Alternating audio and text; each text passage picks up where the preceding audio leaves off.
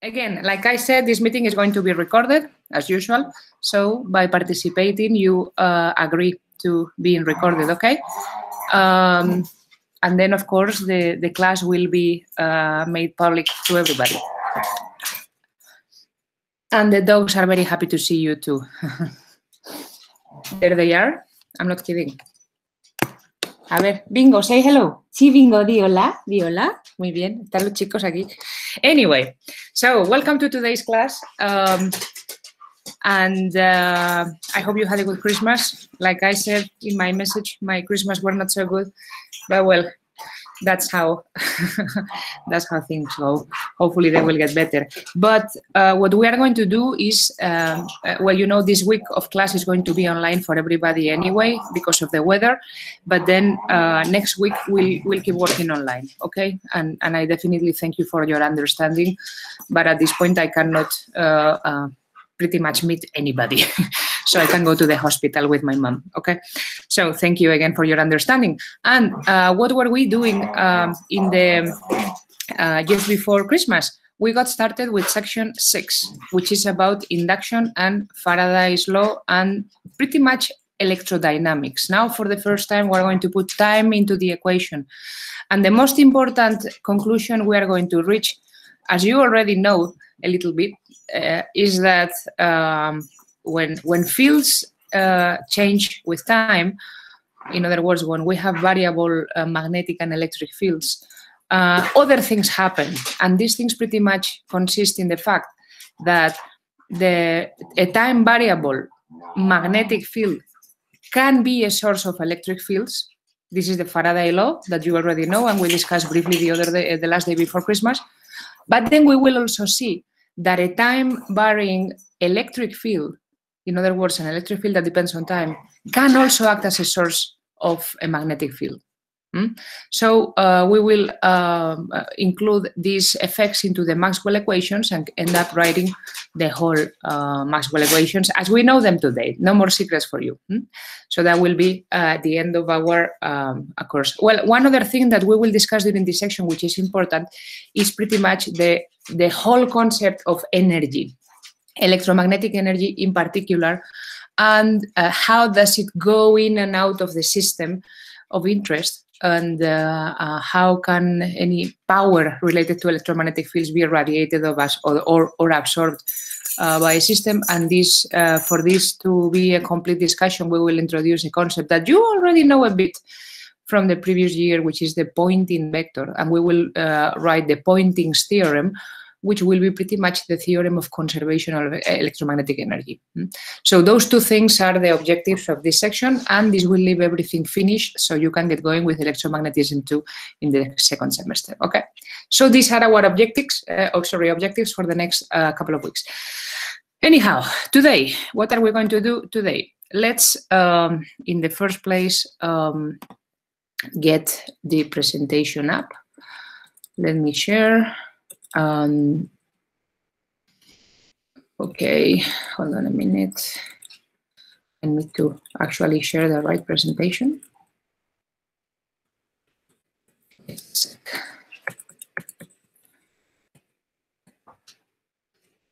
That's it.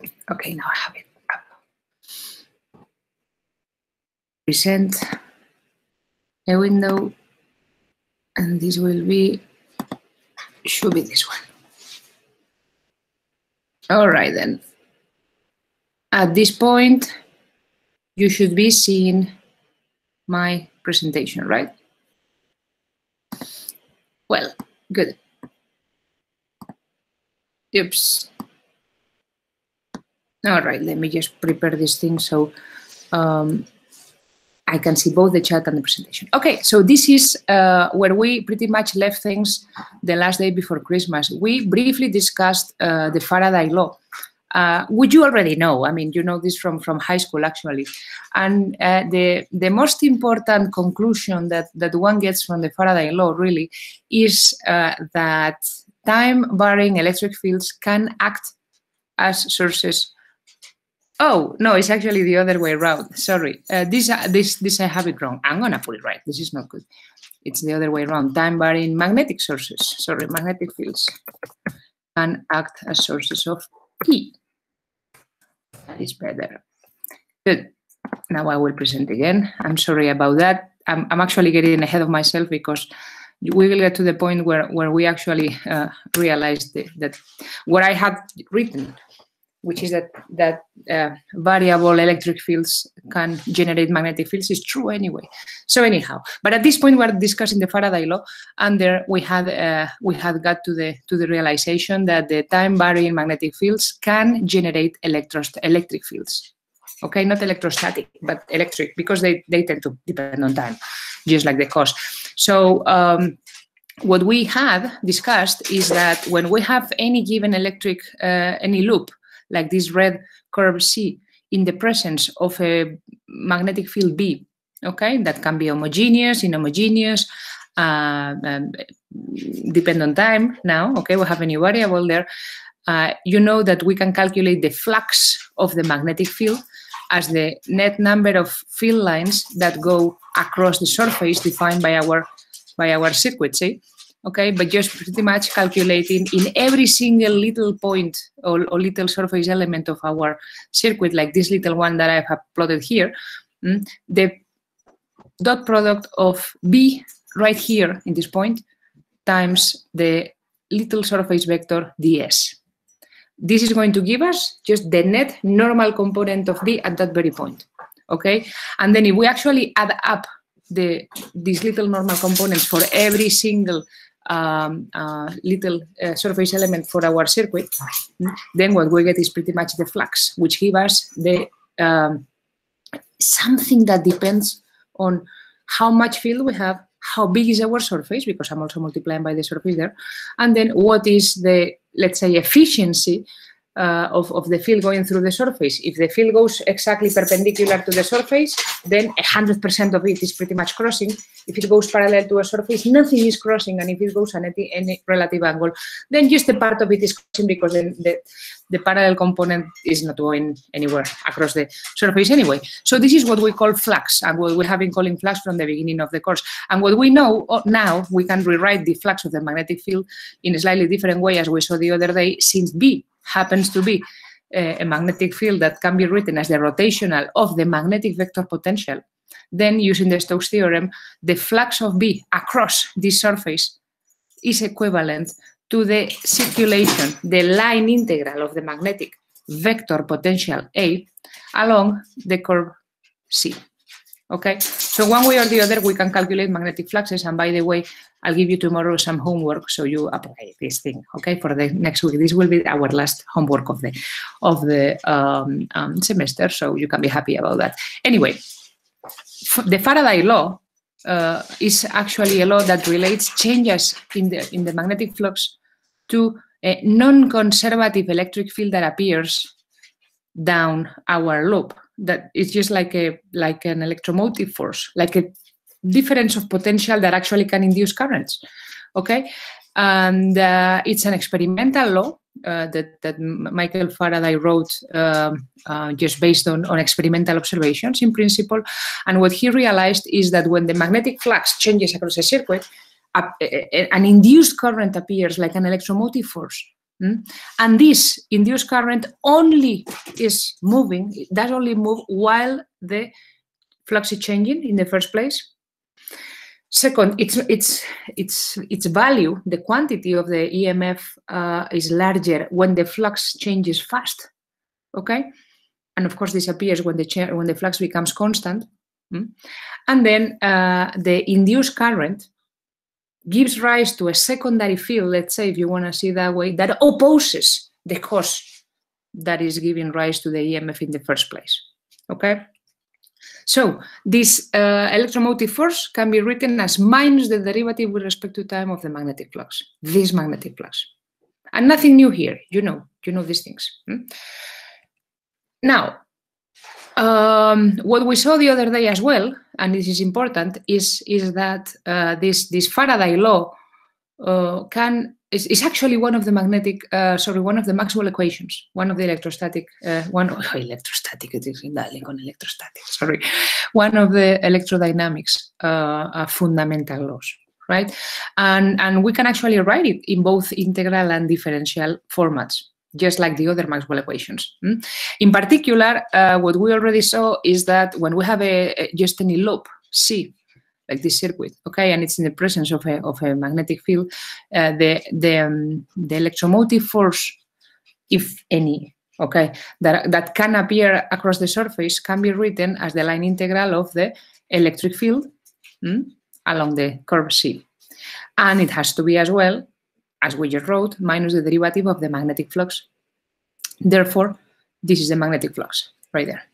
So if C happens to be, let's say, just for simplicity, but it can be shown, just demonstrated for any case, just some fixed curve, any C, right? Then let's say the time derivative and the surface integral commute, because this is a spatial and time constant variables that don't affect each other. So I can put the derivative into the integral. And in this particular case, since B in the general case can depend on R, in other words, x, y, z, the coordinates, the spatial coordinates, and also time, then we'll write the partial derivative of B with respect to time, meaning just do the derivative with respect to time, but hold everything else constant, okay? And then this equation becomes this equation.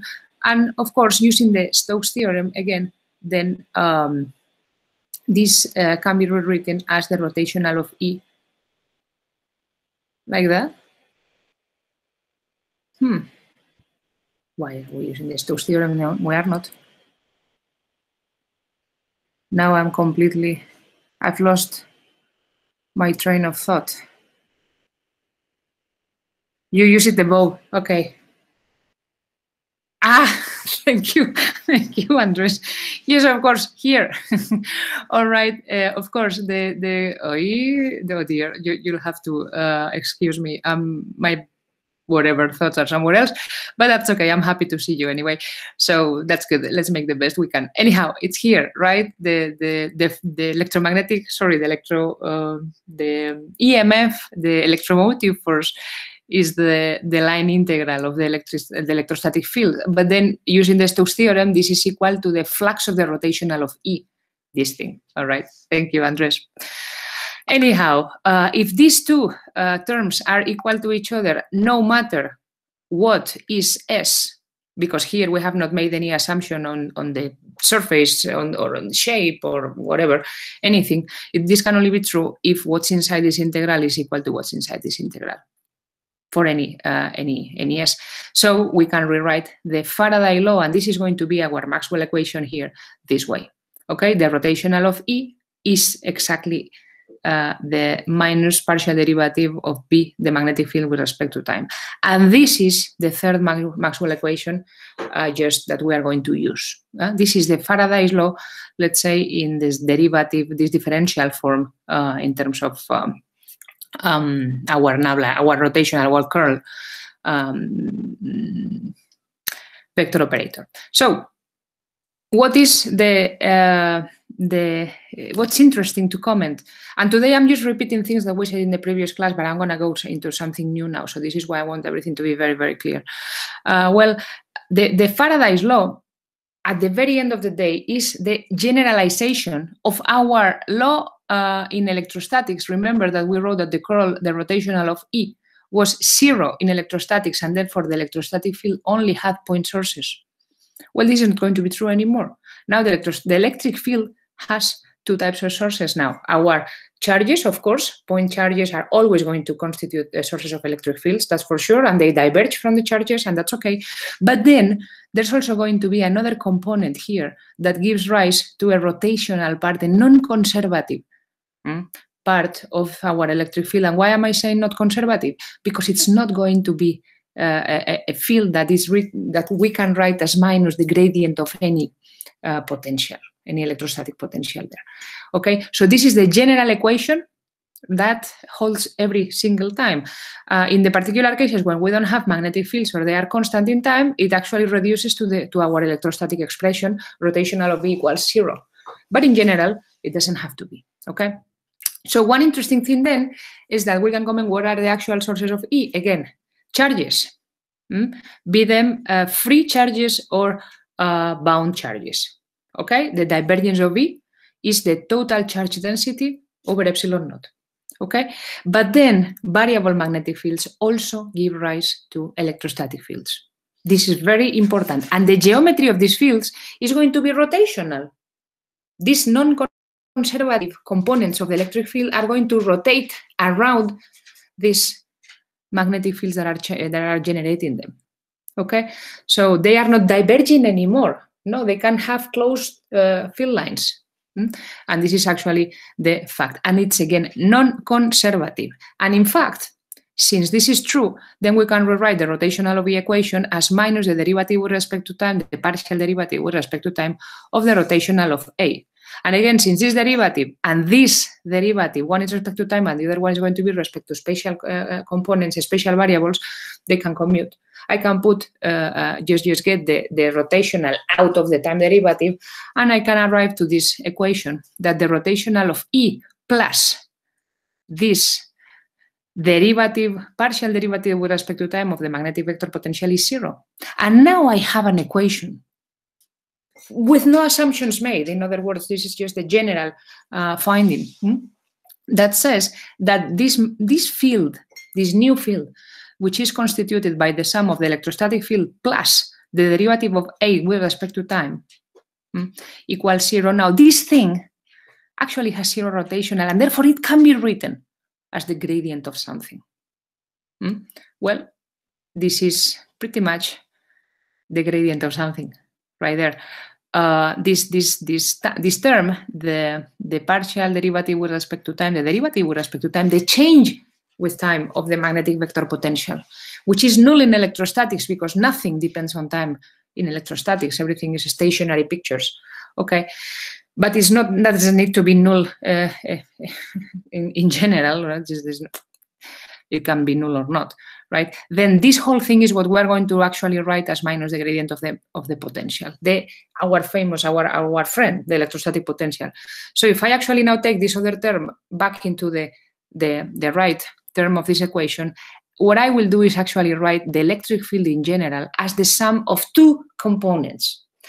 This one, the gradient of the electrostatic potential, which is the one that we know, and this gives rise to the divergent part of the electric field, right? Which is the conservative component of the electric field, if you want to say conservative, meaning there is a potential energy associated with it, right? And it doesn't, work, just doesn't depend on the trajectory between a final and the initial point where we were coming from.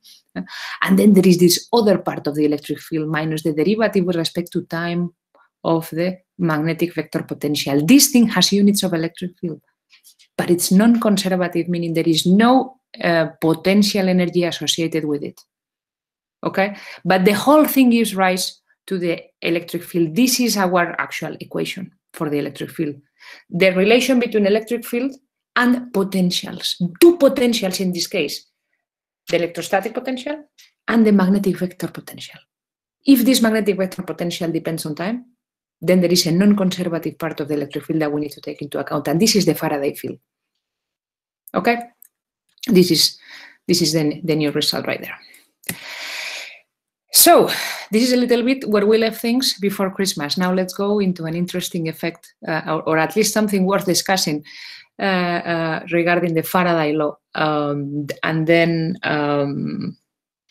We have actually had a number of questions already during the class. Of some of you have been asking about what we're just going to discuss. Okay, so let's go ahead for the second part of the class and talk about it.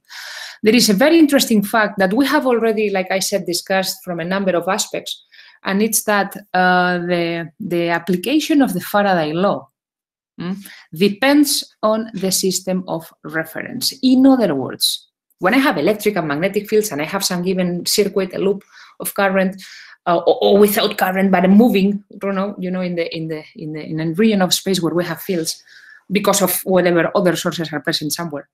Okay, we have already told about the fact that the physics, in other words, the induced current that will appear on my circuit is whatever it is, whatever the Faraday Law says it has to be, the electromotive force, and therefore the amount of electrons per unit time and what kind of intensity do I get is what it has to be, right? But the way we, and by we, I mean as observers in the lab, in other words, seeing the picture from the outside, when compared to observers on the circuit, for example, the very, very mobile electrons in our circuit, which is made of a conductor, they are observers, aren't they? They actually, they suffer forces. They suffer the effects of forces, and they will move and constitute currents. Okay, so these are, or we can ourselves just go on the circuit and just measure things from the circuit, put our system of reference on the loop, and then see what happens. So anyway, the electric and magnetic fields that we, outside observers or observers on the loop, will measure do not have to be the same. In other words, we, as opposed to the electrons in the circuit, can actually feel that whatever is happening. Oh, bingo, this is so interesting, isn't it? Sí, por favor, tan bonito. Gracias, gracias. Vale, Batman también. Batman va besitos. Muy bien, venga, ya. They say hello. Anyway, the fields that we measure from the outside and the fields that we will measure on the circuit are not necessarily, they do not look the same. The final effect, though, the actual value of the electromotive force and therefore the induced current has to be the same no matter who's measuring it. That is true. So let's talk about it.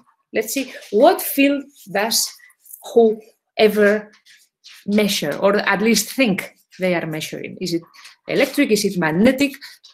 I don't know. Well, let's have a look at that. So in summary, what are we going to do next? Just see how the way we apply the Faraday's law depends on the system of reference. Okay? In particular, I'm going to focus on two cases. What happens when we are measuring things from the outside and we see our whatever circuit moving in the presence of a field, and what happens when I am riding the circuit. And then what I see is a field around me that is changing, maybe. Anyhow, we'll see there. But in order to just get a feeling of not just why is there a difference, but also how big is this difference, and what am I actually going to measure if I use some experimental device to measure things. Let's go for a moment and analyze a given example, which is going to constitute of a given circuit, a loop C, right there, moving, okay, with a speed V, random, whatever, in the presence of some magnetic field B, which is dependent on time. Okay, it can also be inhomogeneous, in Spain, non-uniform. I'm not going to care too much about that, but it's important that it depends on time. So in particular, in any particular time t, okay, I will assume that my field B, well, I will actually call it BT just for simplicity during the math, right?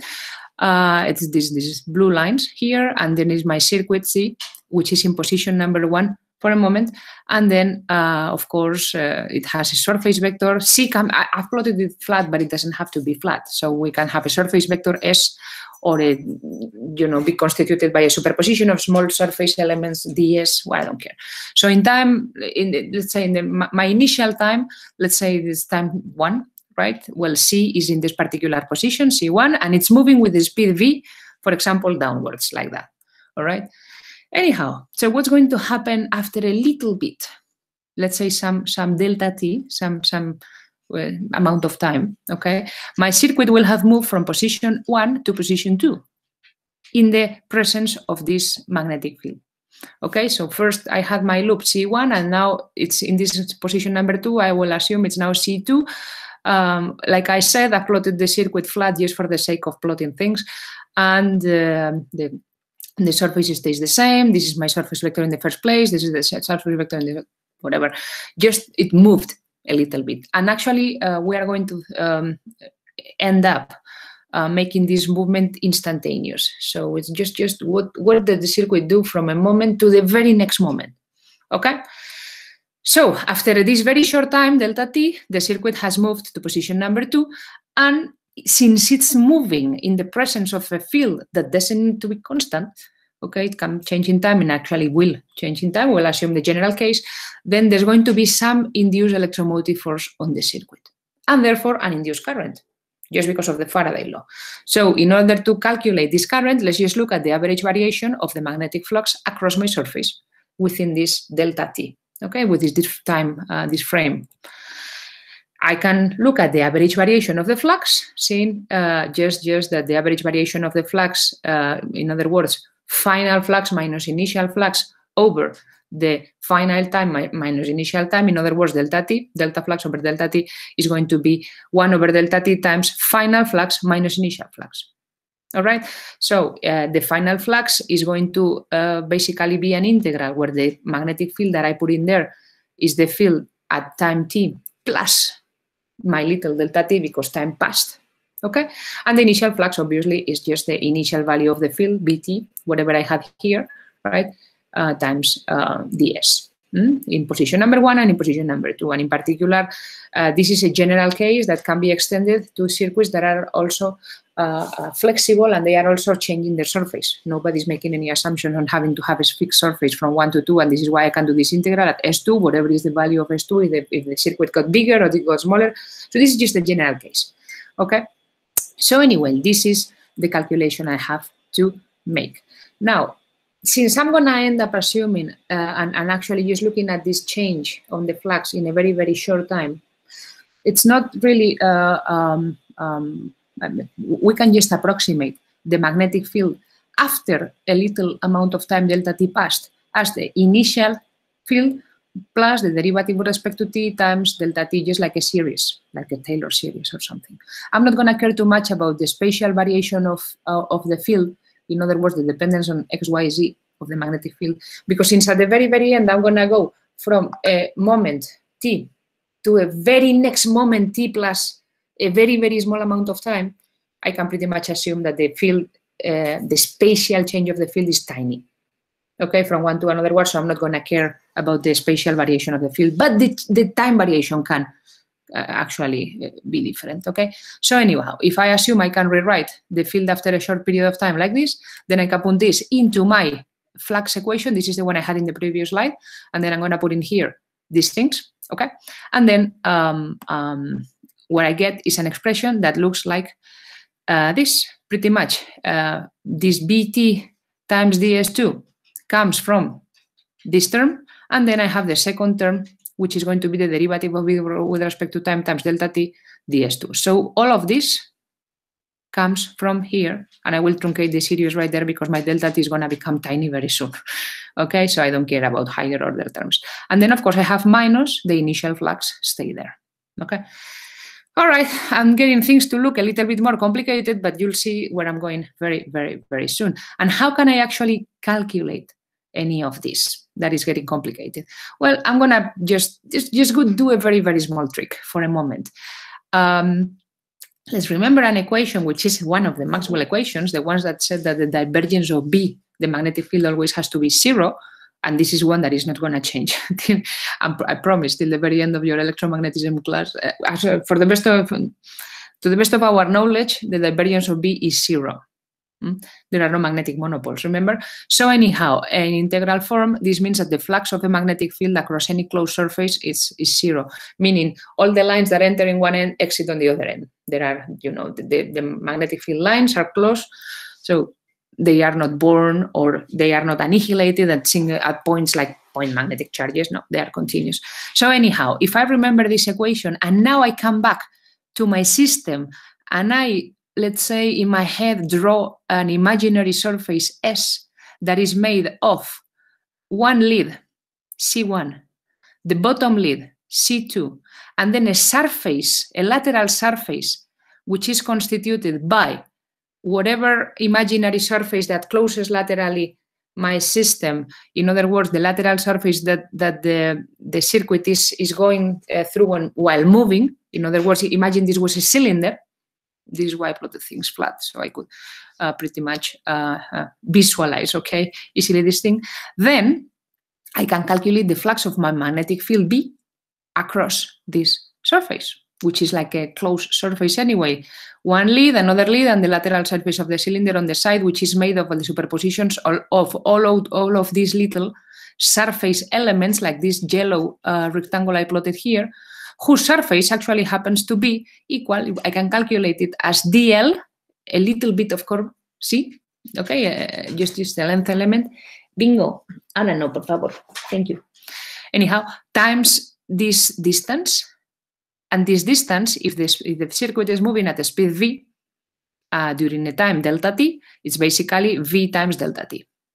So dl cross v delta t is actually the surface, the differential surface vector, and it's cross. The fact that I put here my this cross product makes it actually point outwards of the surface. In other words, in the radial direction of the cylinder.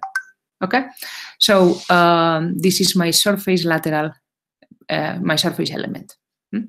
So anyhow, all this said, I'm going to calculate the whole flux of my field across this closed surface, which is going to be obviously the superposition of three factors: the top lead, C1, the bottom lead, C2, and the lateral surface. And I'm going to comment, which is all this thing here, I'm going to comment one of them one by one. The top lead, flux across the top lead, BT times ds1. No big deal. Bottom lead, BT cross ds2. I'm actually calculating this at the fixed time moment, at t equals t, okay? Because I have to calculate fluxes in order for this thing to be true on stationary photos of the system. So at my time, generic time t. And now I actually put a minus in front of the here just to be consistent with my, let's say, signs, since it's the same circuit anyway. I'm actually going to be calculating induced currents, and they're going to use the right-hand rule and all of those things. Well, my ds1 points this way, ds2 has to point the same way, okay? So it's not going to be pointing outside but inside. This is why I put a minus here, just because for the flux to be right, the differential surface vector has to be pointing outwards my closed surface in every single point.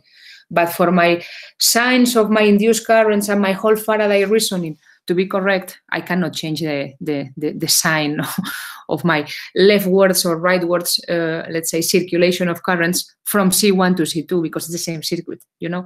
So ds2 has to point inwards, and this is why I put this minus here.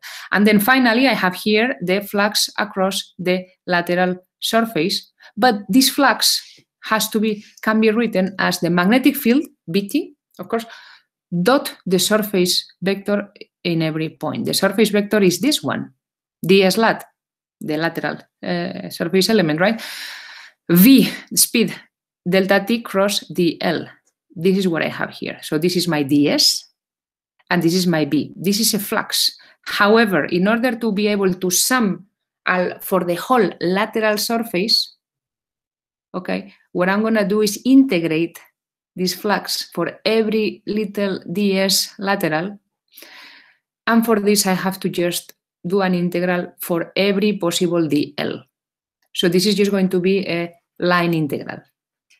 It's a flux. It's a surface integral implicitly, because in reality, I've already integrated the second, let's say, spatial coordinate for this to be a surface, which would be this one.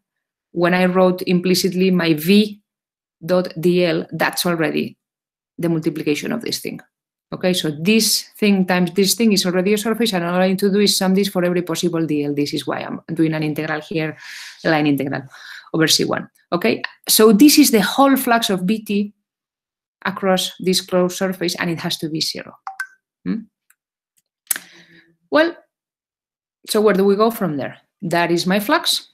And then, of course, we can rewrite things and come up with the fact that the flux of BT across surface 2, okay, the bottom lead of my cylinder is obviously going to be equal to this term plus this term. No big deal there. Now I'm going to put that into my flux, my average calculation of the flux, which, remember, let me go back for a moment, sorry about this, had here this term, okay, the flux across surface 2 of BT times ds, this is the one I'm going to get rid of, plus this time derivative minus the flux of BT ds1.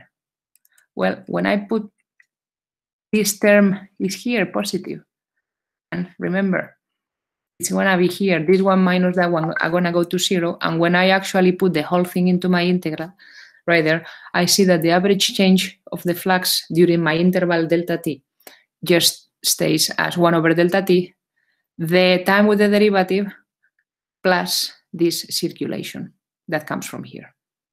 Okay, is that clear? Now, I'm going to just use the rules of the triple product between 3 vectors. Assume that my vector number, whatever, A is bt, my vector B is the speed, and my vector C is dl. And the triple product, which is a combination of a dot and a cross product, says that when I have 3 vectors A, B, and C, A dot V cross C can be written as A cross V dot C. Okay?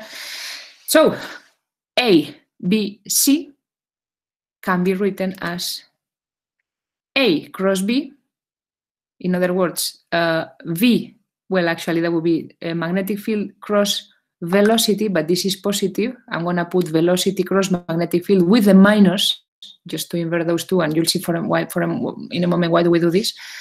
Dot C, and C is my dl. So this integral is just this one, pre-written.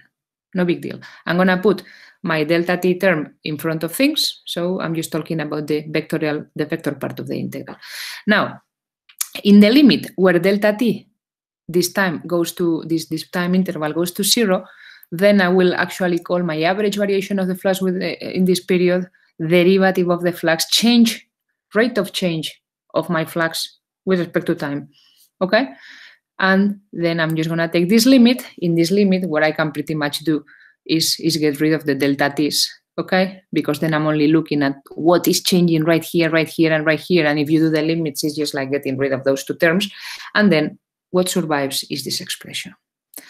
So what I have is that the derivative of the flux with respect to time is composed of 2 terms.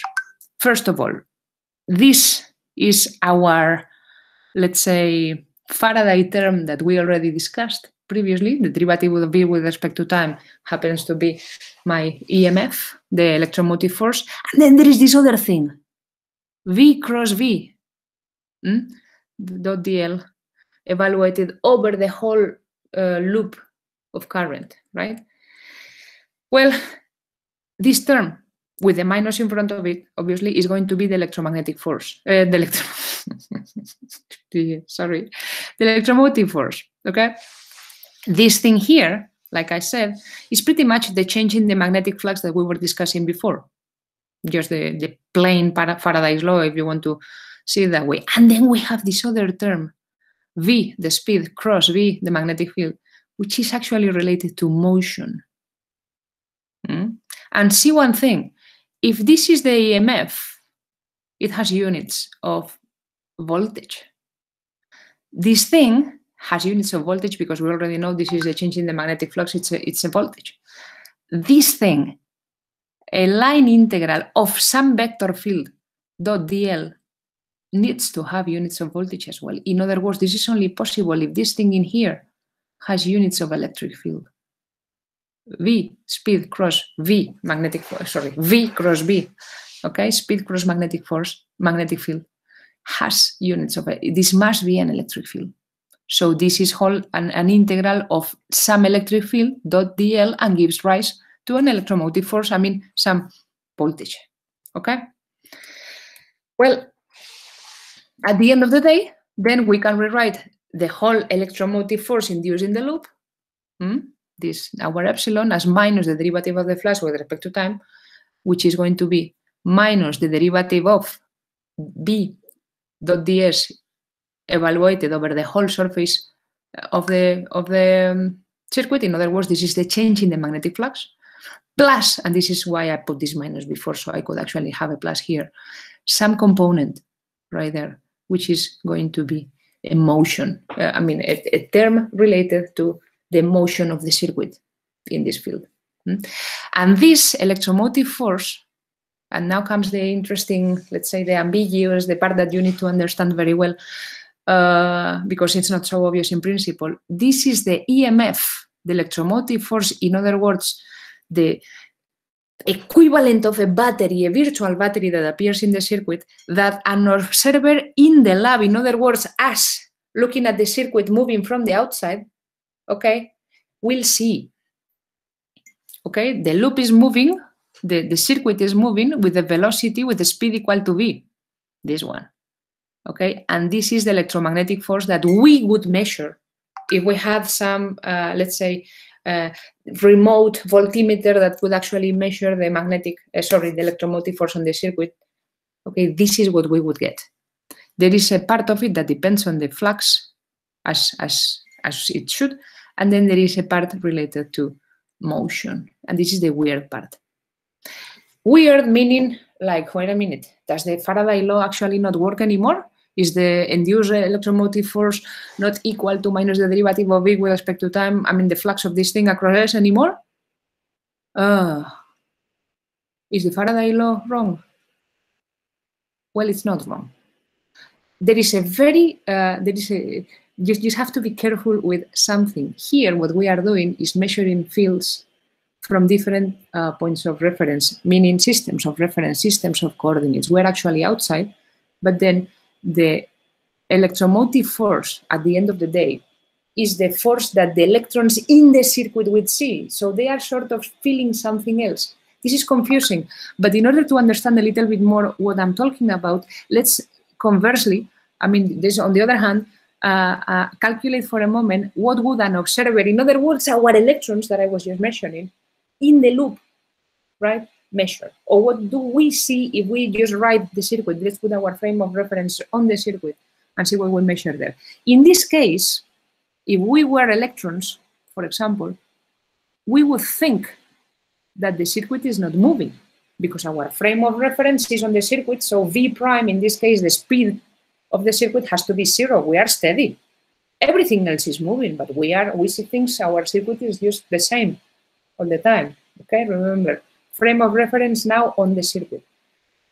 However, we still feel an electromotive force, and we will start moving and cause an induced current. And this induced current is going to be the same no matter who is measuring it from what system of reference. Things don't change. The physics stays the same no matter where am I measuring it. We have to be measuring the same induced current. How? Well, then, if we are on the circuit, then we have our speed, we think it's 0. And therefore, the electromotive force that we, electrons on the circuit or observers on the circuit, would measure would be calculated just as the line integral of some electric field, E prime, let's say, the one that we see, okay, along our whole curve, C. Just using the Stokes theorem, obviously, the line integral of this field can be written as the surface integral of the rotational of this field, okay? And indeed, this has to be, if the Faraday law is correct, and it is, equal to minus the derivative of the dV respect, I mean, minus the partial derivative, or minus the flux, if you want to see it that way, of the partial derivative of V with respect to time times ds, plus this motion, this term, which is the the EMF that we calculated a moment ago. What we measure on the circuit has to be the same electromotive force at the end of the day. The same force appears, the same net force appears on the electrons that the observer from the outside was measuring. So this is whatever we see on the circuit, this is whatever we were measuring from outside the circuit when we change references. So these two things have to be the same at the end of the day. There's only one electromotive force appearing. There's only one induced current. So from here, since these two, if I keep this equation here, and these terms are equal to each other, no matter what is S, they hold for every possible choice of S. This is only possible if what's inside this integral is equal to what's inside those integrals. In other words, the rotational of my field E prime, the field that the electrons on the circuit or the observer on the circuit measures,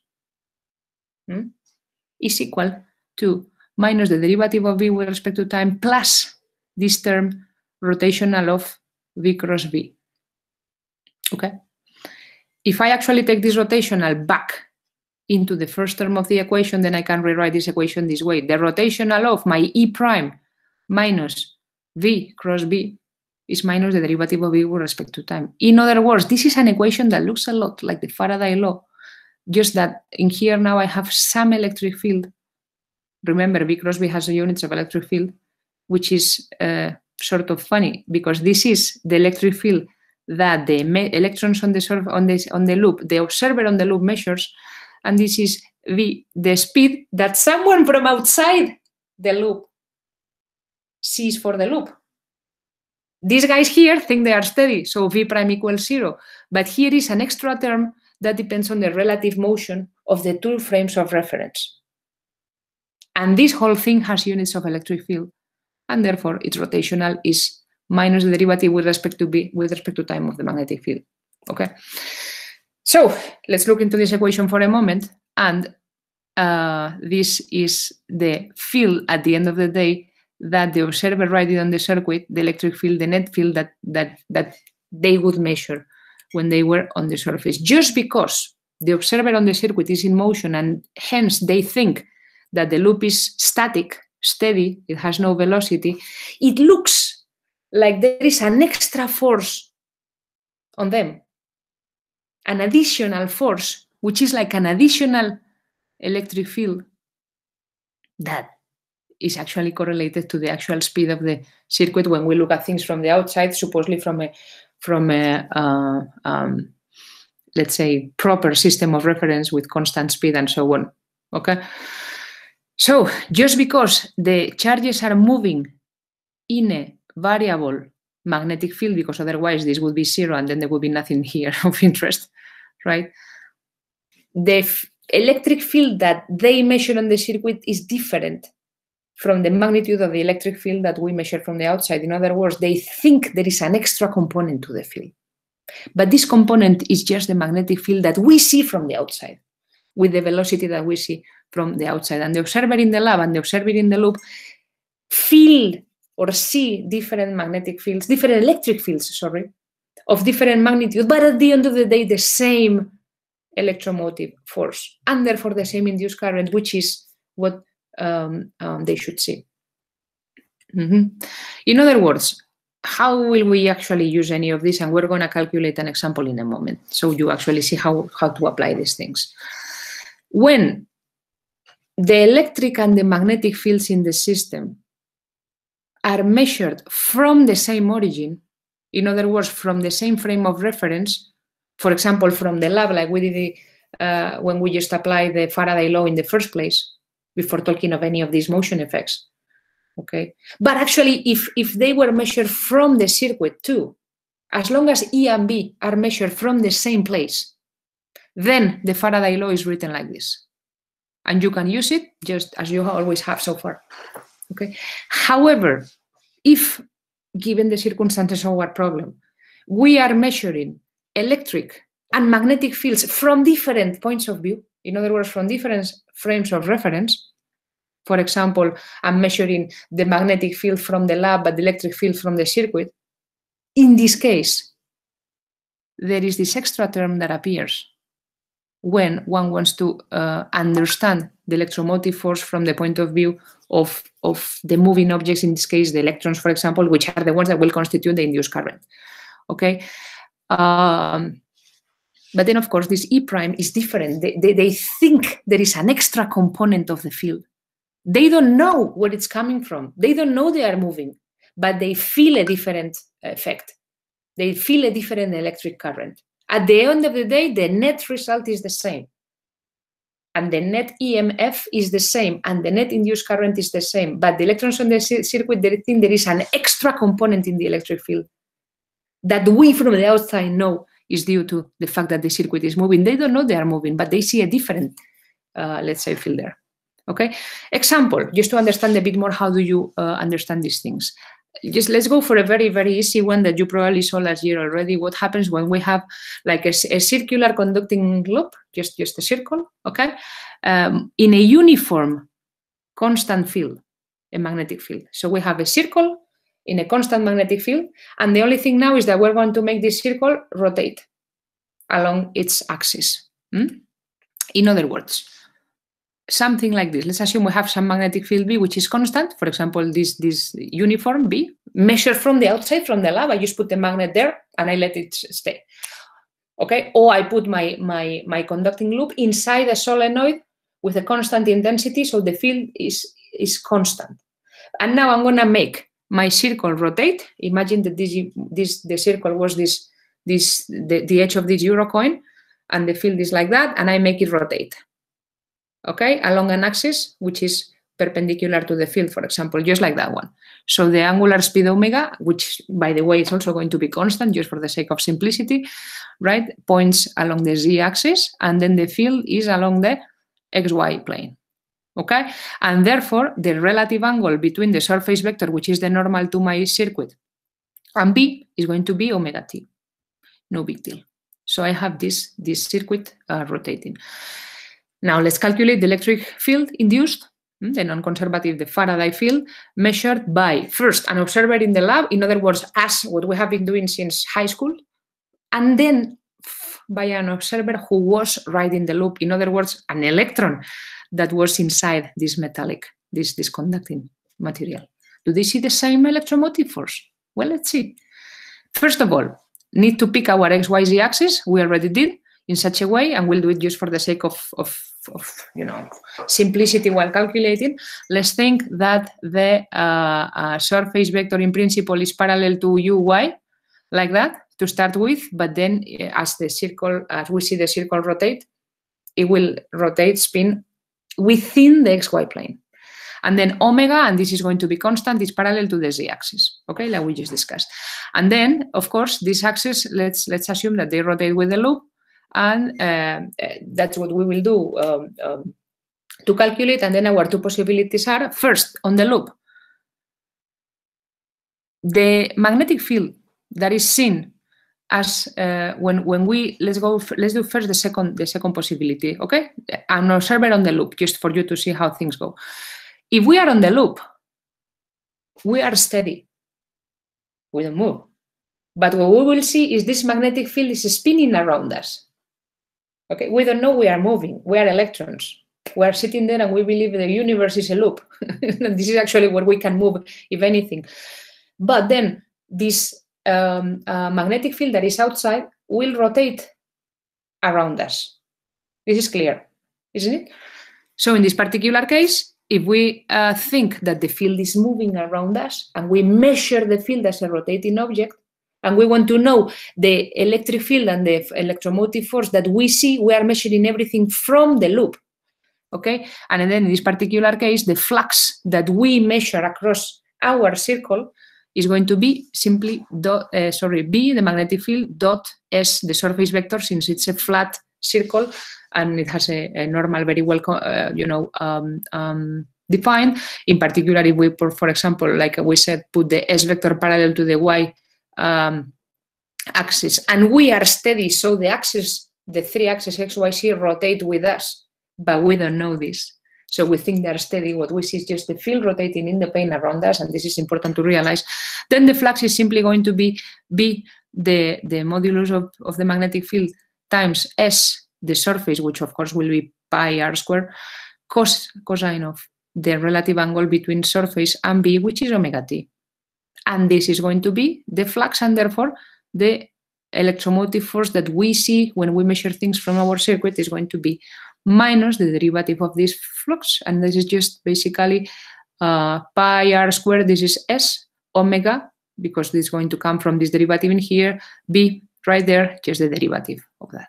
Okay, this is a problem that you have been solving since the first, at least last year you did it, probably maybe also in high school, I don't know that, but anyhow, this is just the usual way you would solve this problem. But then now, what about the first possibility?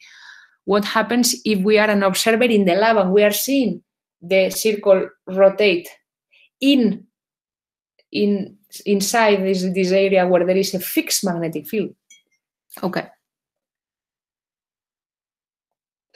Well, from the outside, so us from the lab, what we see is a uniform B, but the loop that rotates, and their axis of rotation is the z-axis.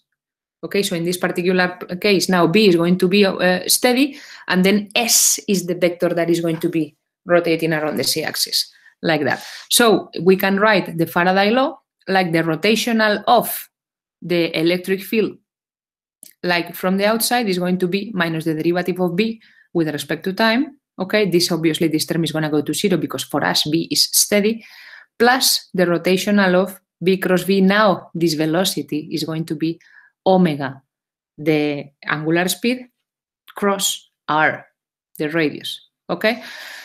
And this term is the motion that we see from the outside, okay? So since this term goes to 0 because V for us is constant in time, then we have rotational of E equals rotational of V cross V, and therefore E has to be equal to V cross V, okay? This is the electric field that we see when we measure things from the lab. And now, like I said, the speed V of any point on the loop, for example, this little dl right here, is going to be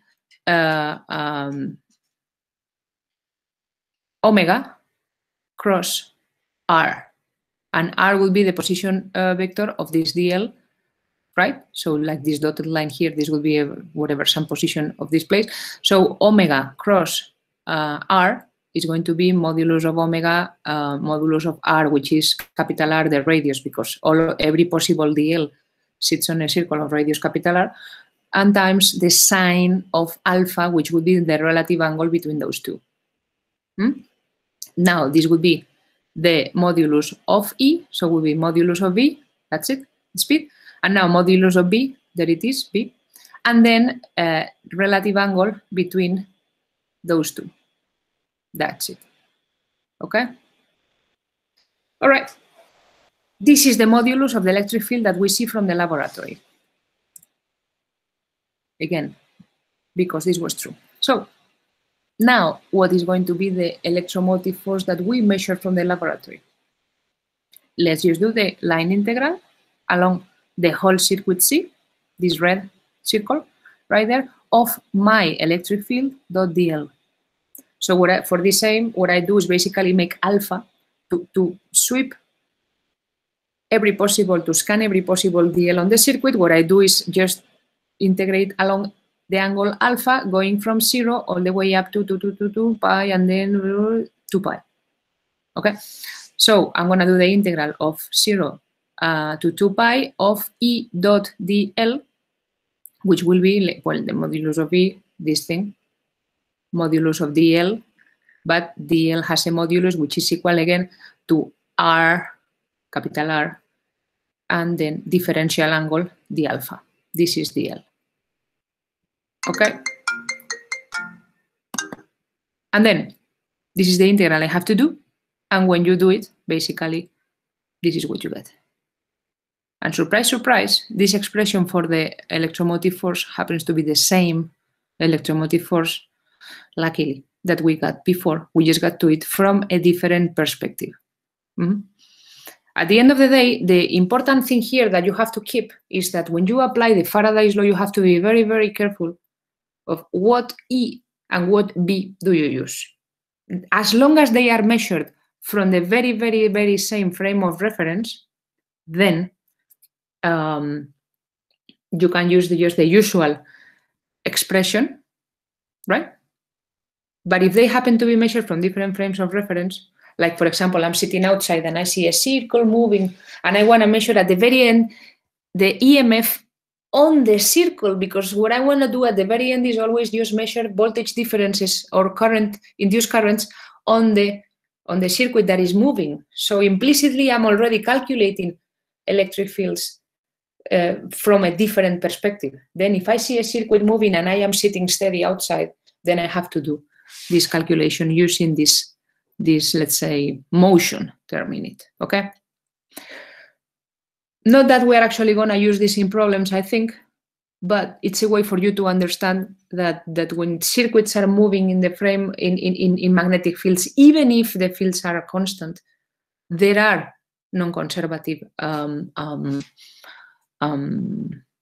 electric fields induced. And this is why we were discussing the first day of class how spatial crafts like spaceships, right, can actually use very long cables hanging from the outside when they move across the space in the presence of magnetic fields, because there are always some small magnetic fields everywhere, right, as actual batteries. Because if you have a cable that is like 4 kilometers long like hanging from behind you, there's going to be a small voltage difference induced between the ends of the cable just because you are moving in a magnetic field, and therefore they can use this as a small batteries. They give very few volts. I mean, it's not like these tethers actually give rise to big differences, but they can be useful. Okay, so anyway, that was something that we had to discuss. I promise we will discuss a very, very long time ago. Now, not going to be of practical importance for us, but now comes something that is of practical importance for us, and you probably already discussed last year anyway. Let's talk a little bit about mutual induction and self-induction, which is just going one step ahead and saying, okay, induction happens. Can a circuit cause induction effects on a circuit that is nearby? Or even worse, can a circuit cause induction effects on itself? Can a circuit act as an additional battery for itself? Well, yes, it can. Okay, and this is what we actually call self-induction and mutual induction effects. They happen when there are things that change with time. Okay, be it magnetic fields, be it intensities. For example, during periods of in electric circuits, when things are changing in time, when an intensity, for example, is growing from 0 all the way up to a final value because we just connected the battery or some external power source, these things happen. So it's important to take them into account because they are actually they can have important induction effects, and therefore give rise to extra currents on our circuits that can be important. All right. So let's look first at self-induction. Can a system cause induction on itself? Can a system act as a battery to itself? Yes, it can. Okay. Let's study this phenomenon for a moment. Let's assume we have some circuit, for example, this loop here, the red curve, and that is in the presence of some variable magnetic field. And well, for a given loop with the current intensity I, let's assume actually that there is an intensity circulating already in the system, and this magnetic field can be the field generated by my own circuit. There is some intensity circulating. Imagine I had a battery somewhere, right? So there is some intensity running down this curve, and therefore it will cause a magnetic field. You can look at the sense. It can be homogeneous or not, but it will always use the right-hand rule. So something like what I plotted here, and therefore the magnetic field can be calculated as using for example, the Biot-Savart law. If we have our circuit at the origin, so we don't really care too much about R primes, right there, the magnetic field caused by my circuit can be written somehow like this. But then the thing is, if my circuit generates a magnetic field, of course, circuits currents are sources of magnetic fields, then there will be a finite flux of this field B across the very own surface of my circuit. Yeah. Okay, and I can calculate it. Of course, as with our integral of the flux. Sure, I can.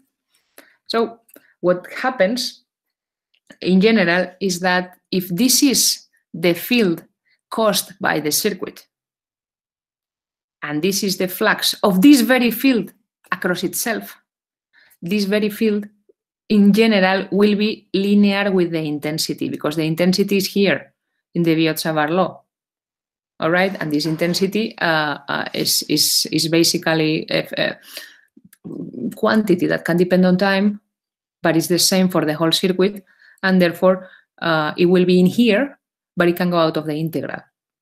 Okay, because it depends on time, but not on spatial coordinates. Once we have a circuit and it's a closed loop, the very same intensity has to be circulating through the whole thing, because charge is moving. It's like a fluid. It doesn't disappear or appear. It's just the same charge moving all the time, right? So anyway, we can typically write that the magnetic flux will be some constant times the intensity. Some constant, it's a very ambiguous way of calling these things, because some constant has a lot of stuff in here. But it's stuff that only depends on the geometry of my problem. Here we have R's, DL's, we have DS, but it's just space, okay? So this constant, the part that depends on the geometry, I will call it K, I might be able to calculate it or not, but it's definitely something that only depends on the geometry. And then we are going to have also mu, which comes from this mu not here. This is actually the field for what happens if my loop is in free space. Then we have mu not here. But if we were in the middle of a magnetic medium, then we will have a mu right there. Okay, with just not the mu naught, but just the general mu, which will be mu r, the relative value, times mu naught. Anyhow, I'll just write the general expression here with the mu, that is this one. It can be mu naught or it can be mu if there's a material. I don't care. Just put the one that you have to for your problem. And then we have the intensity. So the medium, the material, free space, whatever we have is here. The geometry of my circuit is here, right? And this is the intensity. So the important thing here is to actually realize that the flux depends linearly on the intensity in most cases. All right? And in general, even if it's not linear, it depends on the intensity anyway, just because the field depends on the intensity. We are going to make a definition here.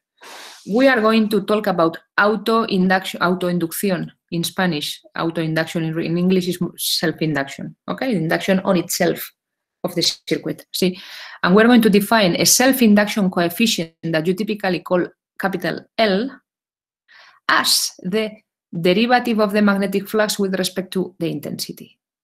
In general, since the magnetic flux is linear with the intensity, it's just the flux over the intensity. Okay? And obviously, this self-induction coefficient will only depend on the geometry and on the environment, meaning the medium, free space, material, whatever, but it does not depend on the intensity. Right there.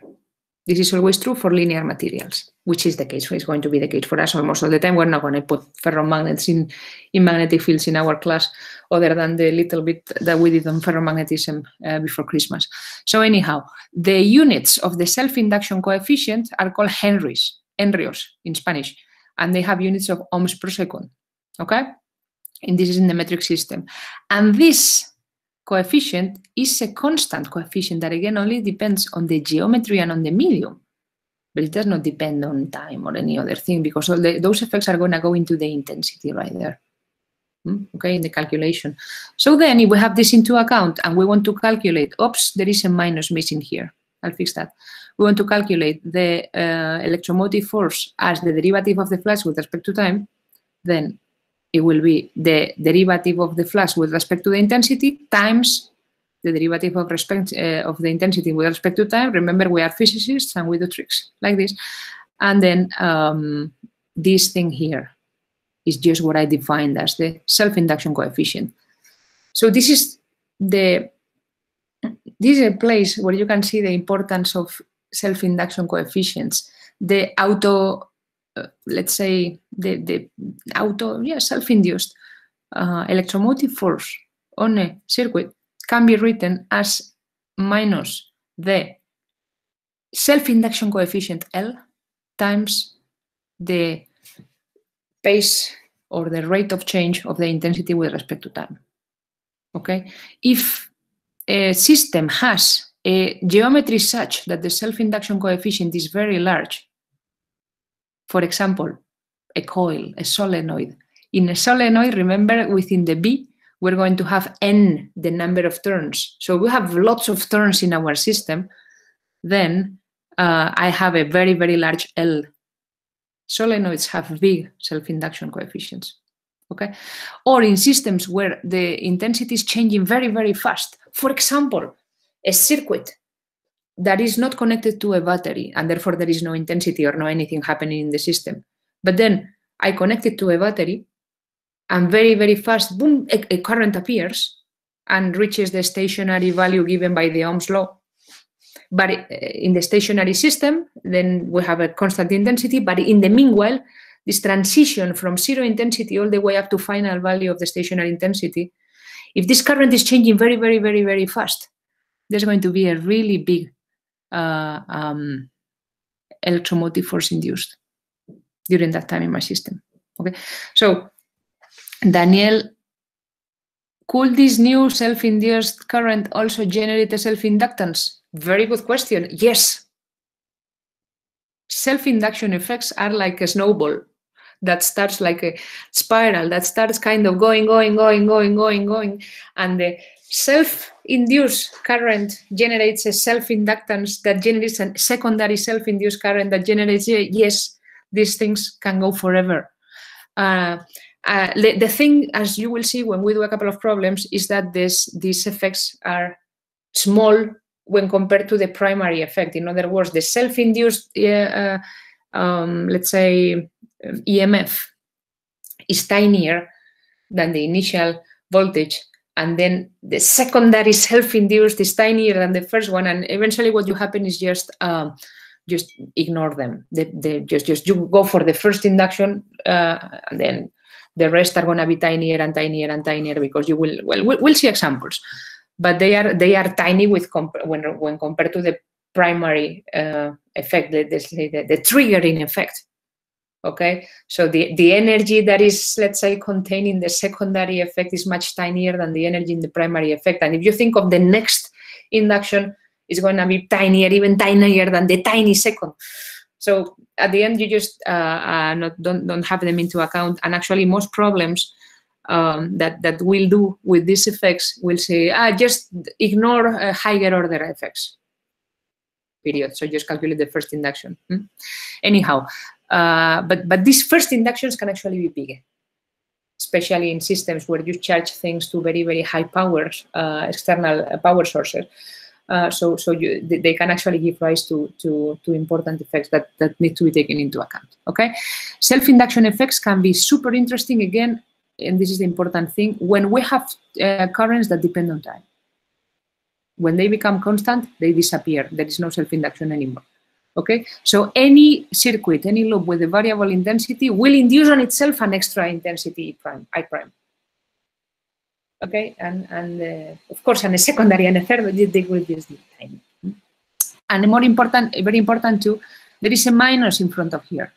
So these induction effects oppose the primary, the shooting, the triggering effect in the first place. It's a way of circuits saying, no, I want to stay the way I was. I don't want to change.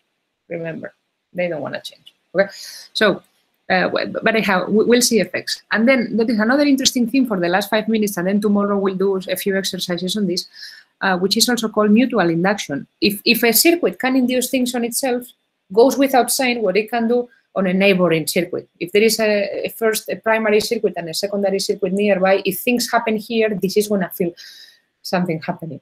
Okay, so there is also what is called the coefficient of mutual induction. Can induction effects take place between neighboring loops? Yes, of course they can. Okay, so let's calculate those. Let's have a couple of loops, C1 and C2, which are close enough to feel, to feel each other.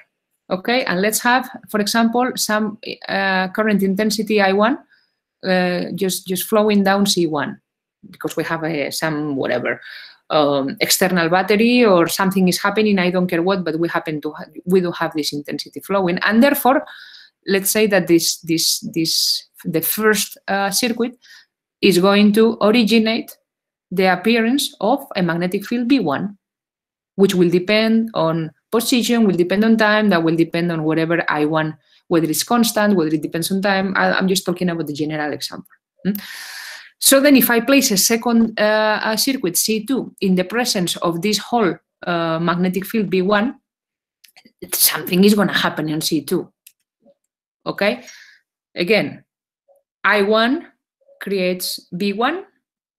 Some lines of B1 are going to go across the surface of C2, and therefore there's going to be a flux across 2, phi 2. Let this phi 2 be the flux of lines of B1 going across C2. All right. Then, since we can calculate again B1 using the Biot-Savart law, the whole thing, just write it in the complex way if you want it, the complete way. Again, it's going to be linear with I1.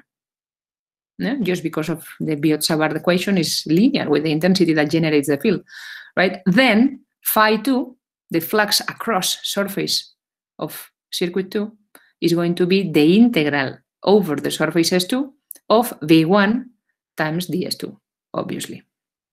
Well, if V1 is proportional to I1, obviously phi 2 is proportional to I1 as well.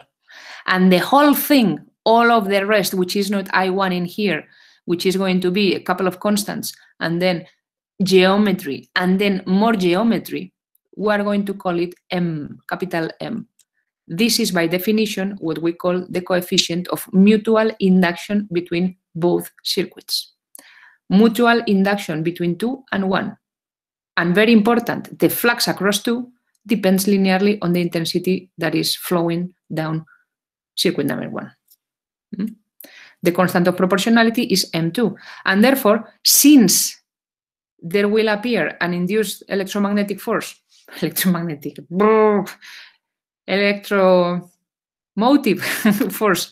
epsilon 2 on C2 because of the Faraday law, and it will be equal to minus the rate of change of phi 2 with respect to time, right? Then this goes in here, and we can write the yes, I was going to say electromotive force induced on circuit number 2 as minus this constant M21 times the derivative of I1 with respect to time, okay? So this is again the induced electromotive force on circuit number 2, and it will depend on this mutual induction coefficient, which includes again the medium. Here I put mu naught, assuming we are in empty space, but if we have the material, this would be a mu. And the geometry. This is all geometry, DL, R prime, integrals, ds, surface. This is all the geometry of the system. What is the size of the loops? How far are they from each other? This is all geometry. Oh? And then, Carlos, if an EMF appears on C2, will C2 and C1 not repel, attract, and if so, does an M2 depend on time?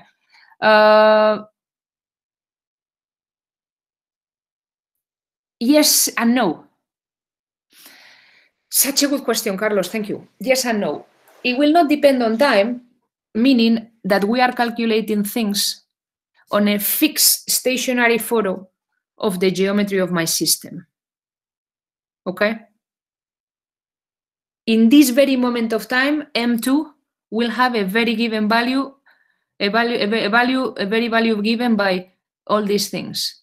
Now, if an EMF appears on circuit number 2 and then it generates another field and then there is an interaction and these two, let's say, attract each other and they can move and such, then, of course, the system will change and there will be a new M coefficient, because if these two circuits get together or if they repel each other or whatever it is they do, all of these things in here will change. And there will be a different mutual induction coefficient for this second, let's say, configuration when those two circuits have approached each other, for example. But then the system itself is different.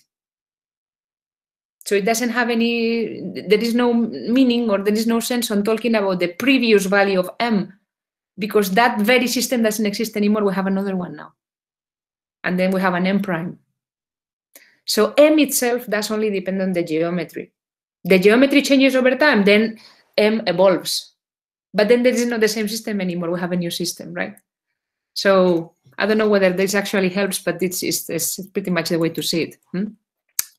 So, by the way, how do we calculate? And this is the end of it. With this slide, I'm done today, okay? The value, the actual quantity of the mutual induction coefficient. Well, let's just calculate the flux for a moment across 2 due to B1. And then, of course, we can write B1 as the rotational of A1, the magnetic vector potential A1. And then using the Stokes theorem, then we can convert this double integral into a single line integral of A2. Sorry, this should be an A1. I'm sorry. This is a 1. I will fix this. But this is the L2 because we are integrating across the surface of 2. And then, yeah, this is right. Now I have A1 again. This should be a 1. Okay. And then A1 becomes, I can calculate A1 with my formula, the one that we actually discussed when we were talking about vector potentials. This, just go back to your notes back then. And then phi 2 becomes the line integral over C2 of the line integral over C1, because this is how I calculate A1, just moving over the source, which is C1, right? Just put this thing in here, and this is how you calculate things. And at the end of the day, I'm just going to get rid of this parenthesis here. This is the value of my constant in front of I1. Mu naught over 4 pi, double integral over C1 and C2 of dl1 dot dl2 r minus r prime, blah, blah, blah. This is called the Newman's formula. It's totally useless. It doesn't actually help calculating m's. We'll do them in a different way. But the important thing about this formula that you can realize is that only depends on the geometry again. We have here dl1, c1, c2, r primes. This is just geometry for a single moment. Okay, just for a stationary photo of my system, and it is symmetric. If you do an exchange of coefficients, of indices 1 and 2 here, nothing changes because these integrals are actually symmetric. As it couldn't be otherwise. M12 must equal M21. If circuit number 1 can induce something on circuit number 2 under the same circumstances can also induce the very same thing back in circuit number 1. In other words, it's sort of an action-reaction theorem here. And this is important. So at the very end, and this is the end of it, putting everything together using superposition, if I wanted to calculate for any one of those two circuits, for example, circuit number 1, the induced electromotive force in the system, when I have two circuits, I have to calculate both, superpose the self-induction plus the induction of whatever any other neighboring circuit that I have out there with some intensity I2. Okay, so that would be the whole picture that I get. And this is where we're going to leave things today. And tomorrow we'll do a couple of exercises, which will be exercises 6, 7, and 8, right? Of the previous section, remember that they were out of place. Section number 5, there were 6, those 3 that were talking about induction coefficients, self-inductions. Well, those we will solve tomorrow and then talk a bit about magnetostatic energy. And this is it for today. Any questions? Anything? Okay, then I'll see you, thank you, tomorrow at 11. And I hope this whole class got recorded. We'll see in a moment, and I'll put it on YouTube during the day, okay? All right, thank you all. I'll see you tomorrow. Bye.